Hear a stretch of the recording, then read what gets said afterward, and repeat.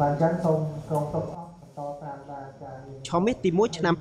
2026ខេត្តតាកែវមានអ្នកសេដ្ឋកិច្ចក្រៅប្រព័ន្ធចុះឈ្មោះចូលក្នុងប្រព័ន្ធកើនឡើងប្រមាណ 730,000 នាក់លោកយងសវឌ្ឍនាអភិបាលរងខេត្តបានថ្លែងដឹងថានៅពាក់កណ្ដាលអាណត្តិឆមេទី1ឆ្នាំ2026នេះសម្រាប់ខេត្តតាកែវមានអ្នកសេដ្ឋកិច្ចក្រៅប្រព័ន្ធដែលបានចុះឈ្មោះចូលក្នុងប្រព័ន្ធរួចហើយមានចំនួនកើនឡើងប្រមាណ 29,862 នាក់ជាប់ចំណាត់ថ្នាក់លេខ 4 នៅទូទាំងប្រទេសថ្លែងនៅក្នុងឱកាសអញ្ជើញជាអធិបតីនៅក្នុងកិច្ចប្រជុំពិនិត្យពិភាក្សារៀបចំរបាយការណ៍វឌ្ឍនភាពការងារពាក់កណ្ដាលអាណត្តិនៃការអនុវត្តយុទ្ធសាស្ត្រជាតិស្ដីពីការអភិវឌ្ឍសេដ្ឋកិច្ចក្រៅប្រព័ន្ធឆ្នាំ2023-2028ក្នុងឆមាសទី1ឆ្នាំ2026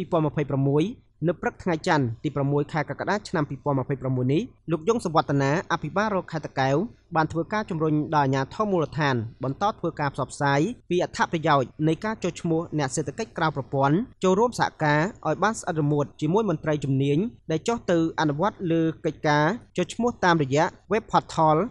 www.informal.digitaleconomy.co.kh តាមប្រព័ន្ធ KMIE KMDX និងពន្យល់ពីរបៀបចុះឈ្មោះតាមប្រព័ន្ធនិងតាមទូរស័ព្ទដៃឆ្លាតវៃឲ្យបានកាន់តែច្រើនបន្ថែមទៀតចំណែកឯអ្នកមានមុខរបរ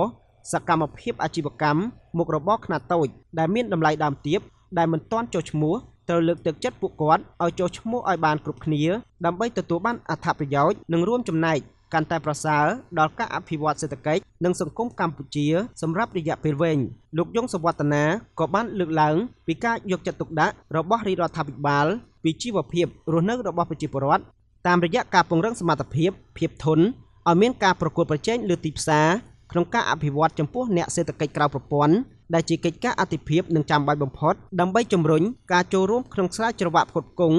និងបង្កើនតម្លៃបន្ថែមក្នុងសកម្មភាពសេដ្ឋកិច្ចជាតិទន្ទឹមនឹងនេះក៏បានចូលរួមចំណែកដល់ការកាត់បន្ថយភាពក្រីក្រ